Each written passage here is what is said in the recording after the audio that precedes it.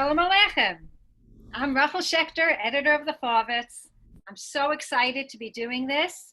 We're going to be talking about the question, why are Yiddish songs so popular now? The question came to me once the pandemic struck, when I saw how many Yiddish events online were attracting thousands of people. I would say the biggest event was a Yiddish tango Facebook Live by Yiddish actor and singer Avi Hoffman. And there they attracted over 110,000 views. So I thought this is something worth discussing. And that's why I brought you all together to discuss that.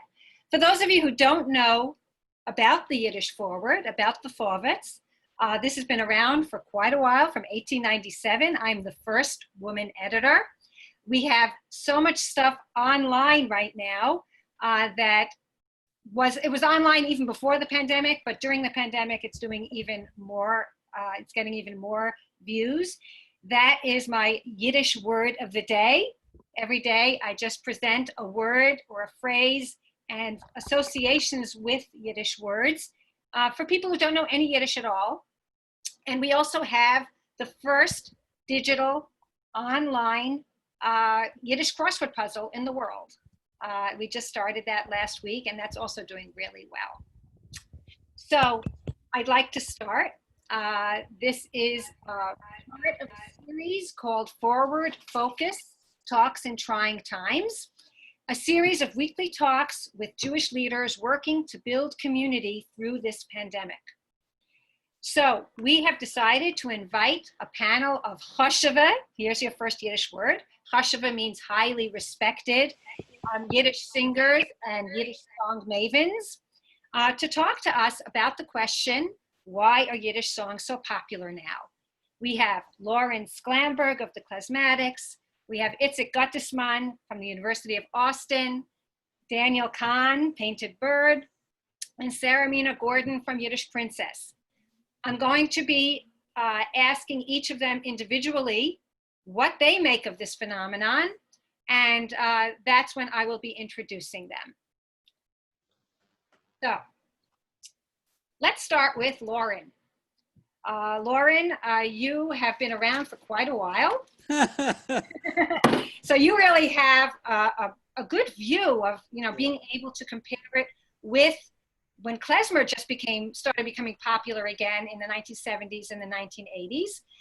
Lorin Sklamberg is speaking to us from Park Slope, Brooklyn. He's a founding member of the Grammy Award-winning band, the Klasmatics.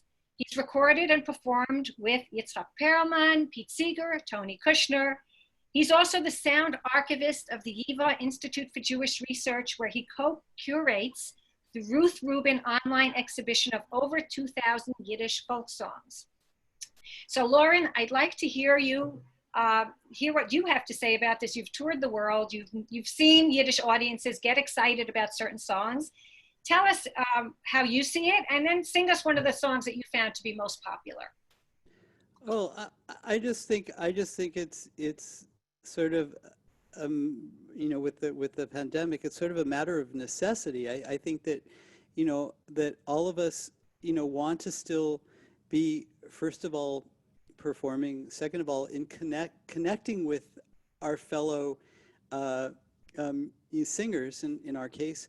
And there's been several online forums that have been that have popped up that are dedicated to Yiddish song, which is pretty great. And one of the nice things for us is that we get to see colleagues that we've never maybe even met and been in the same city with. So it's sort of caused that to happen, and also the idea that we're making music together. Well, not necessarily exactly together, because live is a little bit from one place to another is a little bit of a technical hurdle that we haven't figured out yet. But it has made for some interesting collaborative efforts and trading off things from, in my case, from me here to, in one case with Shor Lipovsky in Amsterdam, in another case it was with Paulina Shepherd in Brighton, UK, so that you can sort of do something together, but kind of almost like side by side. But I think that that's inspired a lot of people. Plus Paulina's been running a daily song session where she's been teaching songs. Josh Waletsky and Jane Levison have been doing the same every morning and evening. So Is it's that Yiddish song of the day or something? What is it? yeah. So you know that that has sort of this what we what might think of as something as a minus has somehow become made things that are a plus. So that's pretty great. So when you were doing concerts before the pandemic, did you have people telling you, "Oh, I just love Yiddish music"? I mean, were they Jewish? Did they know Yiddish? Who were these people that were coming to the concerts? Oh, it depends on where you are. It can be anything from a JCC, in Houston, say, to someplace where there are virtually no Jews at all. And you know, what we do, music is music, and good music is good music, and things that are communicated from the heart. Um, you know, there's a place where how those that kind of song and that kind of music affects people. There's like an intersection where it affects people. So, I think that it's hard to to generalize about it, but I don't think I've had, other than like for technical reasons or whatever, I don't think we've ever had an experience where there was something that was just like awful, you know. Maybe a couple, but generally speaking, I think that that what we do speaks to people. So please sing us a song that you found really resonates with your audience. Okay, so here's one. Well, it resonated with me first because I first heard it sung in a bar in San Sebastian, the Basque region in the part of Spain, in on a Saturday morning. Just I went into this. I followed the sound. It was raining, and I followed the sound, and there was this group of what I found out were Basque cultural activists, not unlike some of us here, and they were singing, songs of, that they love, and drinking copious amounts of cider, 11 o'clock in the morning. And they took me back to their clubhouse, and we ate and sang, and they sang this one song, and I asked them, "What's that? That's a pretty nice song." And they said, "Well, actually, it's something that we adapted. That it's a song that is a Catalan song from the Franco era, that was the hymn of the sort of resistance." And so when they told me what it was about, I thought, well, this would make a great Yiddish song. So I asked Yuri Vedenyapin, who's a professor of Yiddish at McGill University, to translate it for me, and so he did. And the thing is that with some of these songs that I find that may not originally be in Yiddish, it's sort of a way to bring a song that I'm particularly fond of to our audience, and I just thought that this belonged there. I also was kind of shocked that no one that I was unfamiliar with the composer Louis Diach, and that I didn't know anything about this song, and so I was glad. I was glad to discover it. Hear it. Yes. Okay. And it says basically that we have to, in order to free ourselves from our oppression, we have to sing our songs, speak our language, and the thing that holds us back from being truly free, whether it be a stake in the ground, or in this case, Yuri's translation was a yoke, like that keeps an animal in its place, that if we do that, it will wear away and we'll all be free. Great.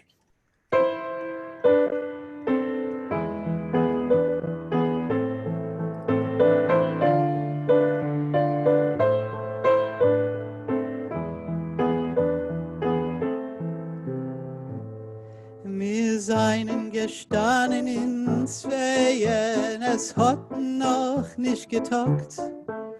A Viertel vorbei und a Wogen, und es hat mir dem Seiden gesorgt. Sie setzt du auf unsere Rupens, dem schweren eisernen Joch. Kennt man nicht gehen, nicht fliehen, kriegt man a Biss und a Stoch. Zusammen kennen wir daraus, soll sein a Show, a Tag, a Woch. Wird schon fallen, fallen, fallen, der zerfeute alter Joch. Als ich soll ziehen in der Mitte und du sollst ziehen in der Seite, wird schon fallen, fallen, fallen, dämmert werden wir befreit. Der See, der ist schon lange weg, mir hat schon nicht sein Kohl. Es hat immer weggetragen, der Wind, und ich steh da wie am Moll. Es gehen neue Engel vorbei, streck ich zu See die Hand und sing vor See dem Seidenslied, was hat mir gelernt. Zusammen kennen wir daraus, soll sein a Show, a Tag, a Woch. Wird schon fallen, fallen, fallen, der zerfeute alter Joch. Als ich soll ziehen in der Mitte und du sollst ziehen in der Seit. Wird schon fallen, fallen, fallen, dämmert werden wir befreit.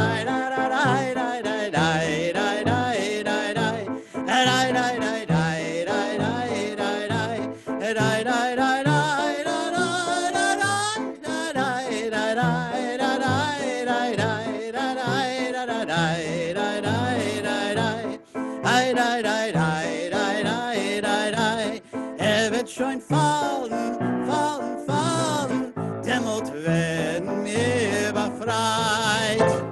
Oh, that's beautiful. Some people are saying that they would love the English translation. If you have a chance to put it in the chat while we're continuing, that's great. All right, sure. Okay, Daniel Kahn. Is he around, or is he? I think he's taking care of his son right now. Are you okay, Daniel? I could use a minute. Sorry, I had to change I'll the give you diaper. more than a minute. Thanks. Yeah. Sarah Gordon, who fronted the Yiddish Princess Band. I'm going to tell you a little bit about her. She comes from a long line of Yiddish singers. And oh,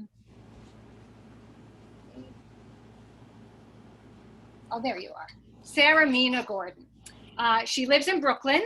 And she has recorded with Frank London and with Daniel Kahn and others. She is the daughter of the legendary Yiddish singer Adrienne Cooper. She grew up immersed in innovative Yiddish culture and has collaborated with others to write new Yiddish songs. She's also one of the founding organizers of the Winter Music Festival Yiddish New York. So Sarah, what's been your experience with Yiddish song when you've had your concerts? What were the songs that really resonated, and why do you think that was so?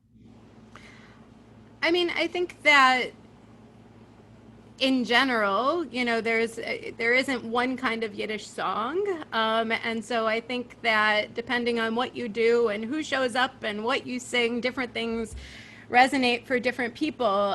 You know, you'll hear today like a real range of songs and styles, and I think that in many ways is the wonderful thing about Yiddish, is that and maybe something that sometimes people, when they're first, if they don't know a lot about the Yiddish world, sometimes think that there's just one type of song or one type of Yiddish music, but there are so many, and there's so much innovation going on. So I think that, it offers anything that you would like. You can find it in a Yiddish performance, in a Yiddish performer. So I kind of skirted your question, but Oh, no, listen, it's hard to know because audience members go away smiling, but they don't necessarily come over to you and tell you what they loved. yeah.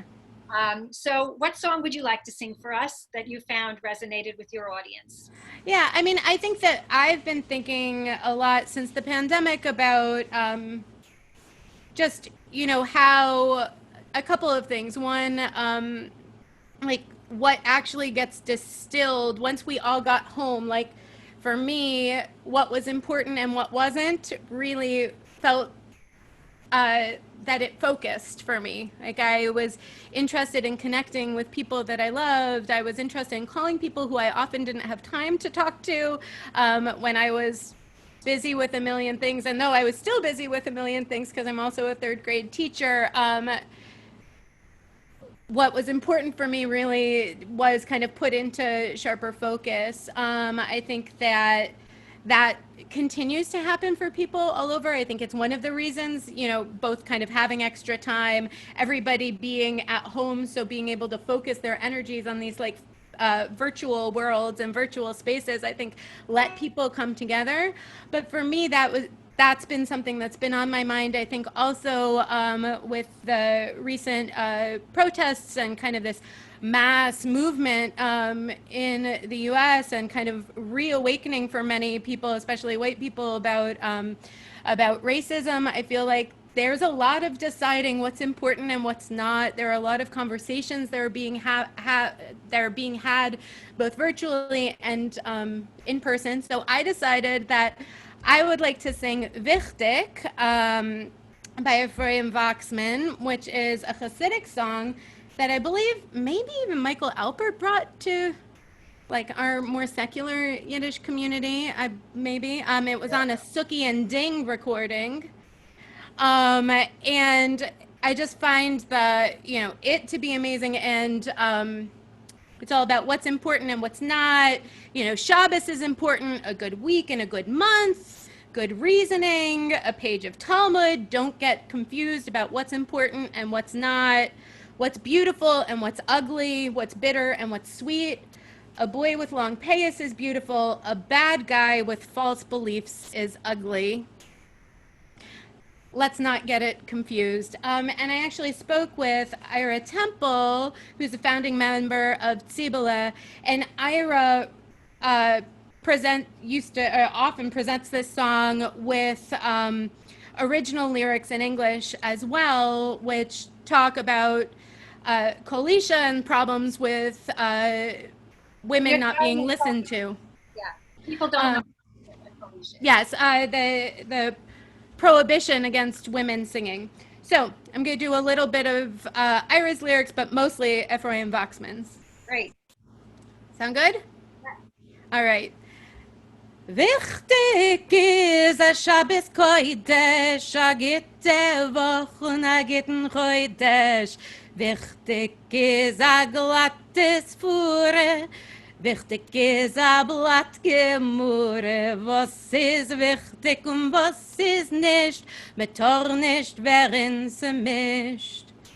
Was ist Schein und was ist mir so, was ist bitter und was ist yes.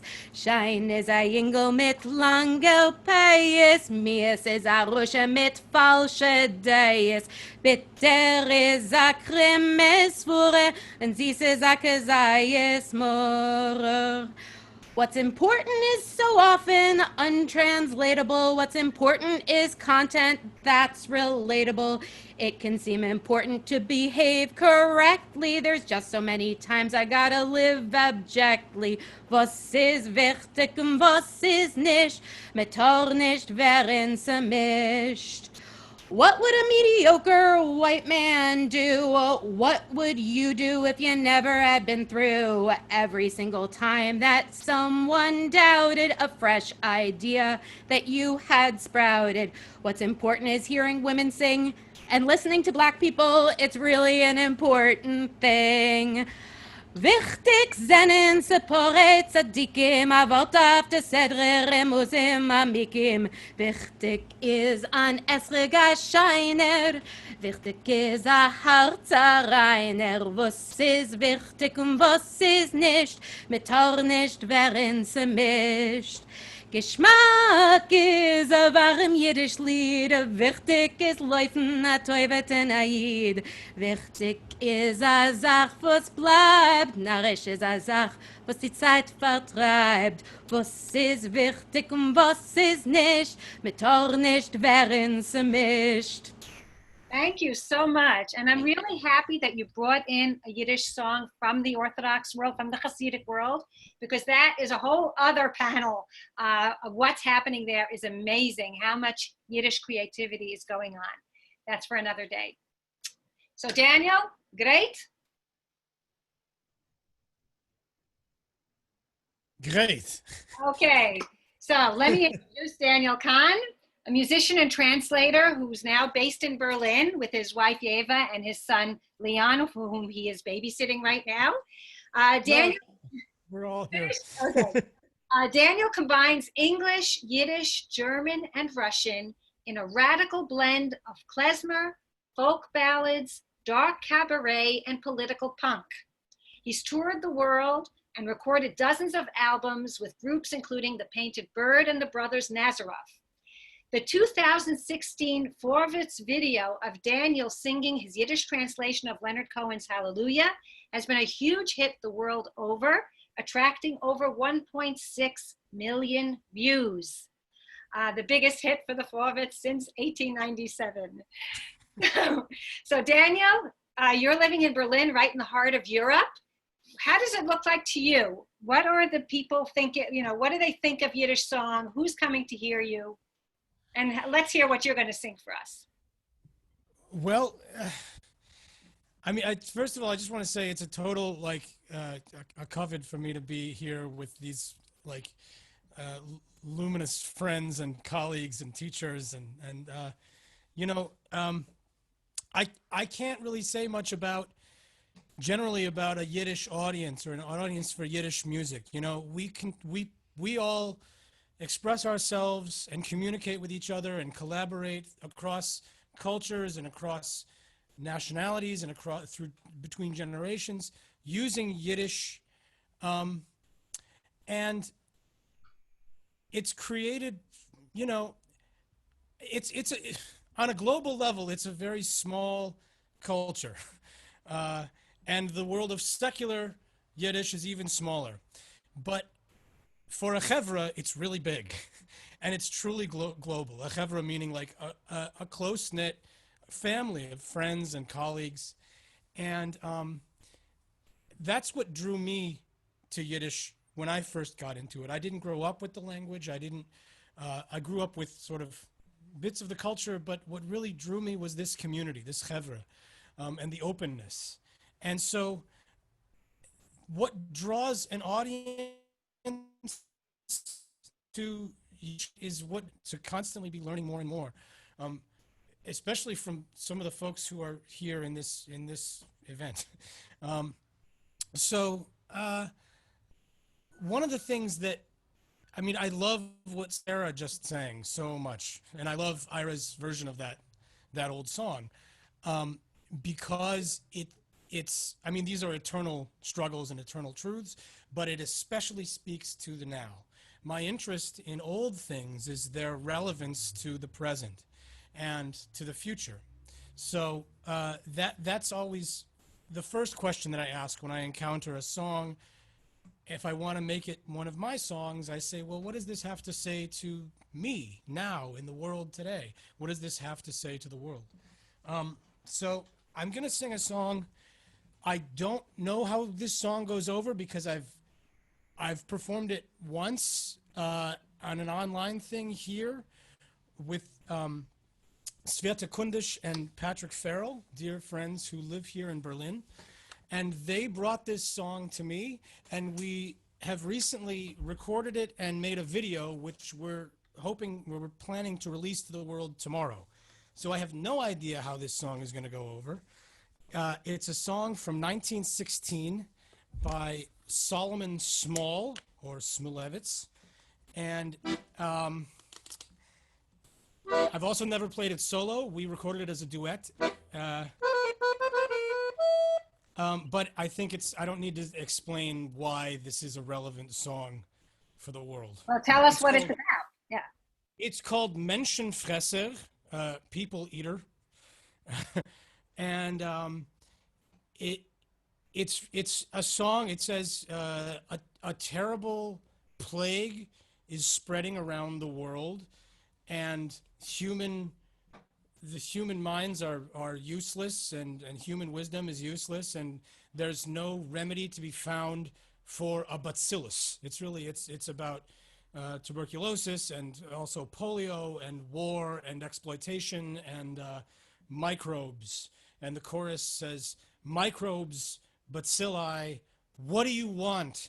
Whom do you serve? You eat up your victims without mercy. You suck the marrow from our bones and poison our innards. You crawling worms. What do you want? So, yeah.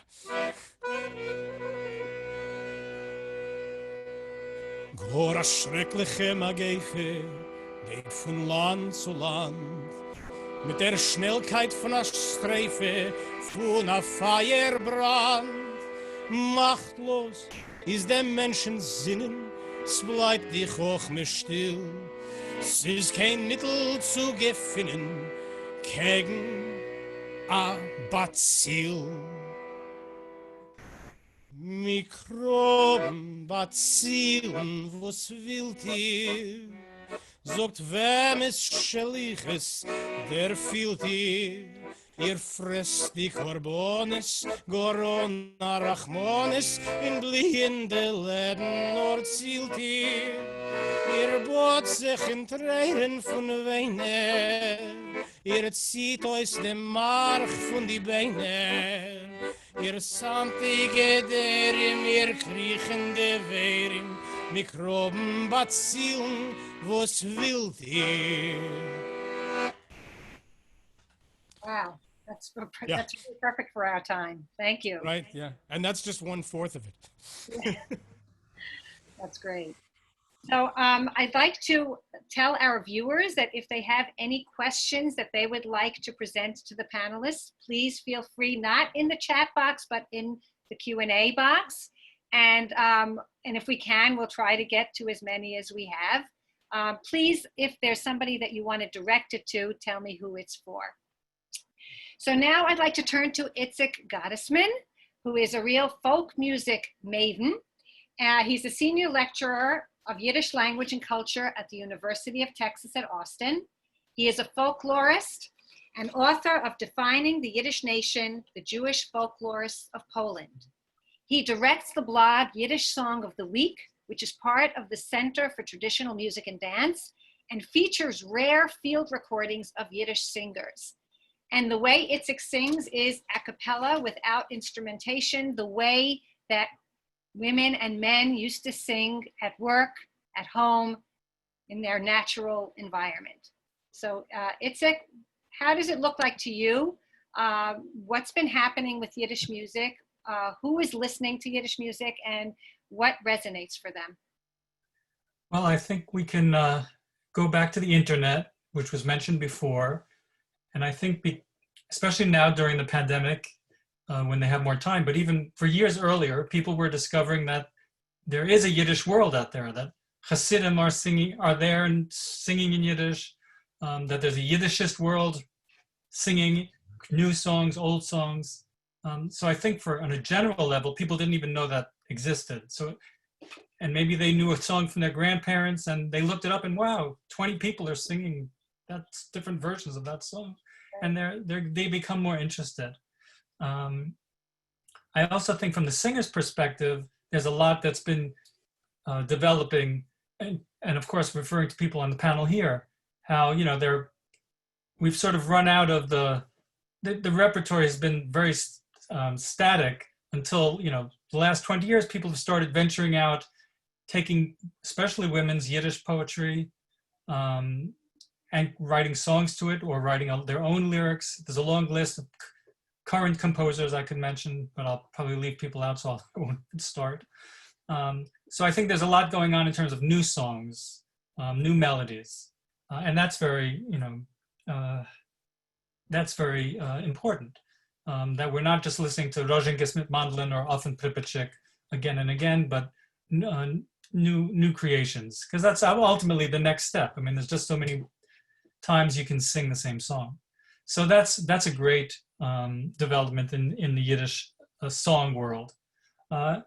And also people are putting up, and this is from the Yiddish Song of the Week blog, but sometimes people put up recordings of their grandparents on YouTube. And, for them, maybe it doesn't mean the same thing as it does for me, but for me, it's listening to a new old song, a new interpretation of an old song. So, the internet has a lot to do with it. I was going to sing a song also sort of related to today's topic, Havel ist von der Arbeit gegangen, which it's an interesting song because it's originally sort of a Bundist march, Brüder, wir haben geschlossen, but What does the title mean?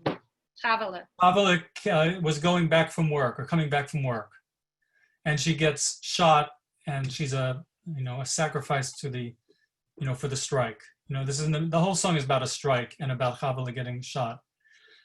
But I use it sometimes whenever I teach, like the difference between male and female singing in Yiddish. I play Brüder, wir haben geschlossen, which is a definite march rhythm, and then play Rukhl Schaechter Vidman and other recordings with women singing it, making it much more personal and slowing it down, more emotional. So I thought I would sing that. Great. Okay. So you're going to tell us what the lyrics mean first? Havela came from work. She didn't know what was happening.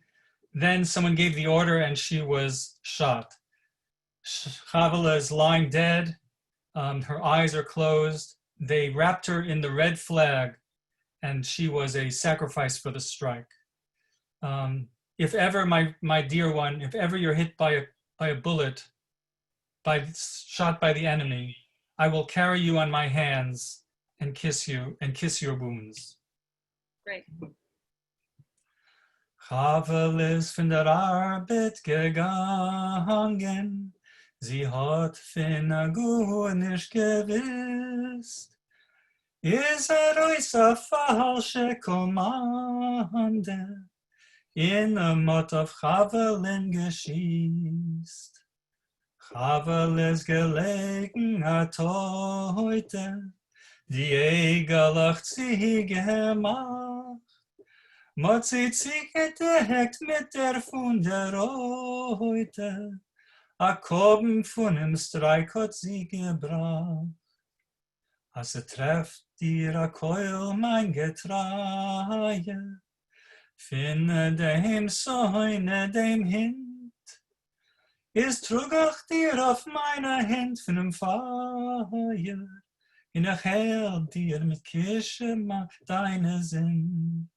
Ist trug ich dir auf meine Hand von dem Feier, in der Hell dir mit Kische deine Sinn.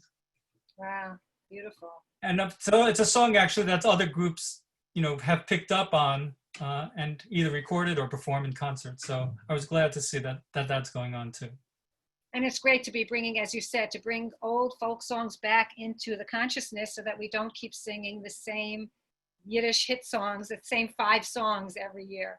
And I think I think the audience is aware of that and conscious of that. Yeah, thanks, Itzik. Now let's hear from Michael Alpert, also known as Meishke, who lives in Scotland. He was a key figure in the klezmer revival of the 1970s and 80s. He's played in a number of bands, including Brave Old World, Capella, and he played with hip hop artists. He sang with hip hop artists, so called. He's also a teacher and researcher of Yiddish traditional dance and is a recipient of the 2015 National Heritage Fellowship awarded by the National Endowment of the Arts, the United States' highest honor for the folk and traditional arts.